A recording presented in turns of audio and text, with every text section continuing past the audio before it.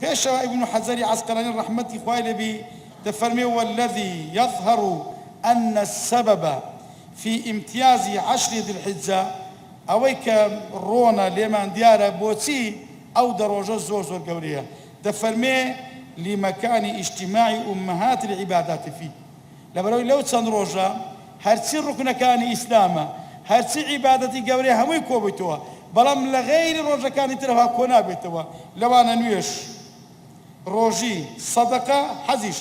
بەینەما لە ڕۆژەکانی تر ئەو شتانەی تێدا نییە لەبەرەوەی گەورەیە و هەروە پرسیارێک لە ئیبن قەیم ڕەحیمەه الله ئایا دە ڕۆژی یەکەمی حاجیان مانجی حاجیان چاکتر و گەورەترە یان دە ڕۆژەکەی کۆتایی مانجی ڕەمەزان چی هانیان گەورەترە